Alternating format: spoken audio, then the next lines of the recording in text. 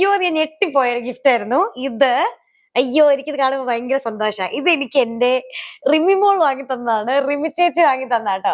റിമി ചേച്ചിയോട് ഞാനിങ്ങനെ ചേച്ചി എവിടെയോ പുറത്തു പോയപ്പം പുറത്ത് എവിടെയോ ഷോയ്ക്ക് പോയി.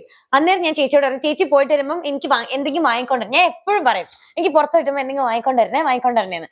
അപ്പൊ ഞാൻ റിമി ചേച്ചി ഇങ്ങനെ ചേച്ചി എന്ത് പറഞ്ഞാലും ചേച്ചി അത് വാങ്ങിത്തരാൻ വലിയ ഇഷ്ടമാണ്. ഇങ്ങനെ എന്തെങ്കിലും സാധനം ഗിഫ്റ്റ് ഒക്കെ വാങ്ങിത്തരാൻ ഭയങ്കര ഇഷ്ടമാണ്.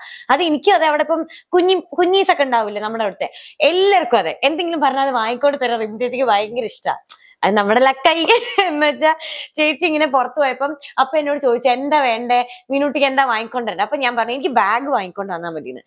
പക്ഷെ ഞാൻ തീരെ എക്സ്പെക്ട് ചെയ്തില്ല റിമി ചേച്ചി എനിക്ക് ആൽഡോയുടെ ബാഗ് ഒക്കെ വാങ്ങിക്കൊണ്ടുവരുമെന്ന്. ഇത് ഭയങ്കര എല്ലാ ബാഗ് ഇഷ്ടമുള്ള ആൾക്കാരുടെ എല്ലാം ഒരു ഭയങ്കര ഇഷ്ടമുള്ള ബ്രാൻഡ് ആയിരിക്കും ആൽഡോ എന്ന് പറയുന്നത്. ആൽഡോയുടെ ബാഗ് ഒന്നും ഞാൻ യൂസ് ചെയ്തിട്ടേ ഇല്ല. അങ്ങനെ ഞാൻ ആകെ അങ്ങനെ ഭയങ്കര എനിക്ക് തോന്നുന്നു അങ്ങനെ ബാഗ് യൂസ് ചെയ്തിട്ടുള്ള ഫോസിലിന്റെ ഒക്കെ ബാഗ് യൂസ് ചെയ്തിട്ടുണ്ട്. അതും എനിക്ക് ഈ പറഞ്ഞ ഗിഫ്റ്റ് ചെയ്തതാ.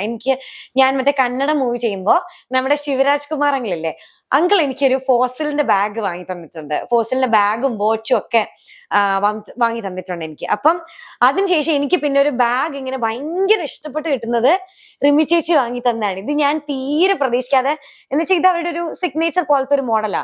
ഇത് ഞാൻ തീരെ എക്സ്പെക്ട് ചെയ്തില്ല ഇത് വാങ്ങിച്ചോണ്ട് വരും എന്നുള്ളത്. എന്നിട്ട് എനിക്ക് ഭയങ്കര സന്തോഷമായിരുന്നു. ഭയങ്കര സന്തോഷം. ഞാൻ എന്നിട്ട് എല്ലാരെയും കൊണ്ട് കാണി നോക്കി എനിക്ക് റിമി ചേച്ചി വാങ്ങിത്ത. പിന്നെ ഫുൾ ഷോപ്പ് ആയിരുന്നു. ഞാനിത് നോക്കി അങ്ങോട്ടും ഇങ്ങോട്ടും. വീട്ടിൽ അച്ഛയ്ക്കാമ്മയ്ക്കൊന്നും ഇരിക്കാൻ പറ്റത്തില്ല. ഞാൻ ഇങ്ങനെ അവരുടെ ഫ്രണ്ടിൽ കൂടെ ചുമ്മാ നടക്കും. നോക്കുന്ന എന്റെ റിമി മോൾ വാങ്ങിക്കൊണ്ട് വന്നതാ അങ്ങനെ. അപ്പം റിമി ചേച്ചിക്ക് ഒരു ചക്കര